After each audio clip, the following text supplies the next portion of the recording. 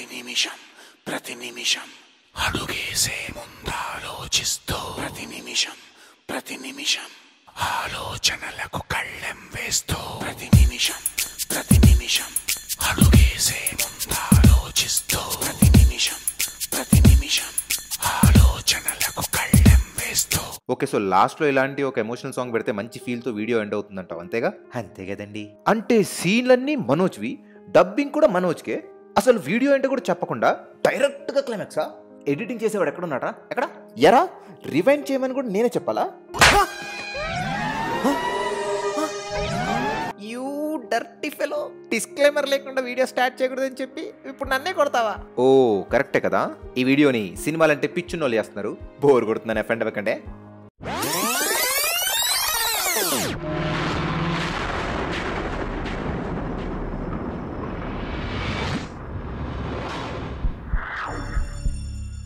నీకు సినిమాలంటే చాలా ఇష్టం, ఎంత అంటావా?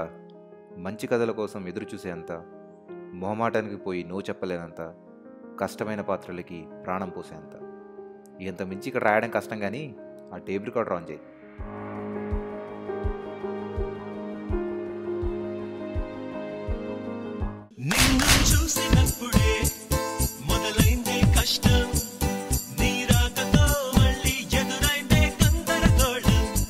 హీరోగా అందరికీ పరిచయమైన సినిమాలో పాటిది. క్రేజీగా అల్లరి చేస్తూ ఫుల్ ఎనర్జీతో, హీరో అంటే భారీ డైలాగులు కాకుండా బాయ్ నెక్స్ట్ డోర్ లాంటి క్యారెక్టర్తో అడల్ట్ కామెడీని ఎంటర్టైనింగ్ గా అలవాటు చేసావు దొంగతీతో. అబ్బా, అడల్ట్ అంటే బూత్ కాదులే సామి, యూత్. ఆ తర్వాత ఇదిగో నేను మీకు తెలుసా, వేదం, బిందాస్, ప్రయాణం, మిస్టర్ నోకియా, ఇలా డిఫరెంట్ క్యారెక్టర్స్ ని ట్రై చేస్తూ సూపర్ సినిమాలు చేసావుగా. డిఫరెంటా? పోటుగాడు, జుమ్మందినాదం, కరెంటు తీగ, శౌర్య, ఇవి. నేను చెప్పేది పాటలుగా బాగున్న సినిమాల గురించి కాదు, ఎక్కడా కాంప్రమైజ్ అవ్వకుండా తీసిన మంచి సినిమాల గురించి. అంటే ఏంటి అని డౌట్ వచ్చేలోపే ఆ మంచి సినిమాల్ని మళ్ళీ ఒకసారి చూద్దాం. భయ్యా ఆ రూమ్లో మన ఫ్లాప్ సినిమాలు ఉన్నాయి. ఫ్లాప్ అంటే కమర్షియల్ ఫెయిల్యూర్ అనుకునేవు, రొటీన్ స్టోరీలతో ఆడియన్స్ని డిసప్పాయింట్ చేసిన సినిమాలు. ఏదో రిఫరెన్స్ కోసం పెట్టానంతే. ముందుగా నేను మీకు తెలుసా, స్టోరీ నుంచి పెద్దగా డీవియేట్ అవ్వకుండా క్యారెక్టర్ మీద కాన్సన్ట్రేట్ చేస్తే ఒక మంచి సస్పెన్స్ థ్రిల్లర్ని ఎంత బాగా తీయొచ్చో ఈ సినిమా చూపించింది.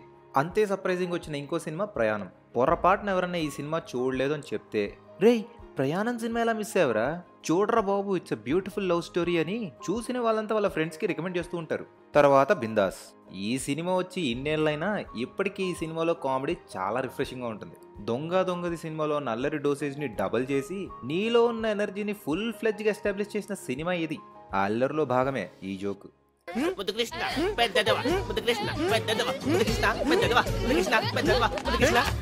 మల్టిపుల్ క్యారెక్టర్స్ ఉన్న సినిమాలో వెయిటేజ్ గురించి ఆలోచించకుండా ఒక సీరియస్ రోల్ ని సీరియస్ గా తీసుకుని రాక్ స్టార్ గా ఎస్టాబ్లిష్ అయ్యి ఆ క్యారెక్టర్ ని జస్టిఫై చేస్తే ఆడియన్స్ మెమరీలో పాతుకుపోయిన చిత్రం వేదం. ఆ మెమరీలో నుంచి పుట్టుకొచ్చిన డైలాగే ఇది. ఆ రోజు అందరూ నీకు నా గురించి గొప్పగా చెప్తారు అన్నట్టు యూపీ గుర్తుందిగా. గెటప్లు, వేరియేషన్లు చూసి బాబోయ్ ఈ సినిమాలో మనోజ్ క్యారెక్టర్ ఇంకెంత క్రేజీగా ఉండబోతుందని ఎగ్జైటింగ్ గా థియేటర్కి వచ్చిన ఆడియన్స్ కి తూచ్ ఇదొక జస్ట్ సాంగ్ మాత్రమే అని చెప్పగా సినిమా చూసిన వాళ్ళు కొట్టలేదు, సినిమా తీసిన వాళ్ళు మాత్రం ఉలికి పడ్డారు. సర్లే, ఎంతసేపు సినిమాలేనా, సరదాగా నీ సినిమాలు చూసే వాళ్ళ గురించి చెప్తాను పద. టైప్ 1, నువ్వేం చేసినా హిట్టు, ఏం చేయకపోయినా హిట్టు అని గుడ్డిగా ఫాలో అయిపోయారు అనమాట. మోసం చేసిన అమ్మాయిని తిడితే విజిల్స్, అమ్మాయిని మోసం చేసిన వాడిని కొడితే క్లాప్స్, స్టంట్స్ అన్ని సొంతంగా కొరియోగ్రాఫ్ చేస్తూ యాక్షన్ ఓరియంటెడ్ సినిమాలు తీస్తే స్టోరీ ఎలా ఉన్నా చూస్తారు. టైప్ 2, దొంగది, బిందాస్, వేదం, ప్రయాణం లాంటి సినిమాలు చూసి మన సినిమాలో స్టోరీలు బాగుంటాయని అభిమానం పెంచుకొని ఆ తర్వాత వచ్చిన కొన్ని సినిమాల్ని చూసి బాగా డిసప్పాయింట్ అయ్యి పాకెట్లో ఉన్న డబ్బుల్ని మళ్ళీ డిసప్పాయింట్ చేయడం ఇష్టం లేక రివ్యూల మీద డిపెండ్ అయ్యి సినిమాలకి వెళ్ళే వాళ్ళనమాట.